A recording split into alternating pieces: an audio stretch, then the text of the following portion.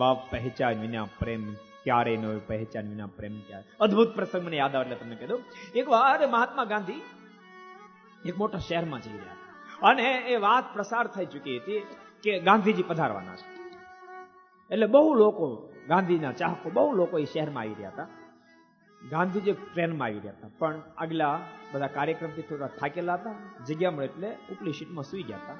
એક ગાંધીજીનો ચાહક ગાંધીજીના દર્શન કરવા માટે આવતો હતો.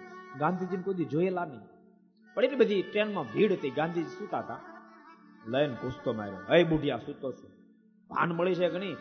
કોઈને બેસવાની જગ્યા નથી, લાંબો થઈને હું તો થા બેઠો. અને ગાંધીજી તો સરળ બહુ, અને વાણી આમે સરળ બહુ હોય. તરત બેઠા થઈ ગયા. પેલો પડખે બેસી ગયો, પણ બેઠા પછી હક નો લેવા દીધો. પાછો બડબડ બડબડ કરતો જ. આવા ને એવા કેટલાય હશે, આવા એ નખો જ કાઢ્યું છે. લાંબા થઈને સુઈ જાય, બીજોને વિચારતા જ નથી. ગાંધીજી કાંઈ ના બોલે. આખી જે શહેરમાં જવાનું હતું ત્યાં ટ્રેન ઉભી રહી ગઈ. ગાંધીજી ઉતર્યા, પણ ઓલ્યા કરતા આગળ વળી ઘૂસતો માર્યો.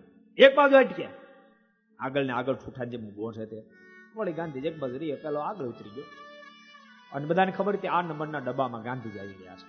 એના સ્વાગત માટે લોકો ફૂલહાર ને આ લઈને બધું આવી ગયા. પેલો પેલા નીચે ઉતરી ગયો, પછી ગાંધીજી ઉતર્યા. પણ ગાંધીજી ઉતરતા હતા એ જ વખતે લોકો એને પુષ્પ વધાવવા લાગ્યા, હાર પહેરાવા માંડ્યા.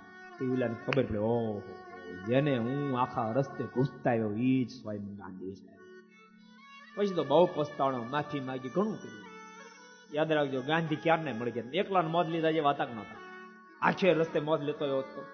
મોજ ન લેતો ઘૂસતા આવ્યો. બોલો, ને તો મોજ લૂંટવાનો ટાઈમ હતો. લાખો લોકો જેની સરાહના કરે એ ગાંધીને એકલા મળ્યા હતા. બોલો, પ્રાઇવેટ મોજ લૂંટવા માટે મળ્યા હતા. મોજ ન લૂંટી શકે, બધો ઘૂસતા આવ્યો. કારણ શું? ઓળખતો નતો. ઈ જ માણસ ઓળખતો હતો. એ પેલા ઓળખતો હતો, આજ ગાંધી છે તો મોજ કરી આવત ને. એટલે મિલનનો જે આનંદ છે એના કરતા પહેચાનનો આનંદ અબજો ગણો અધિક હોય છે.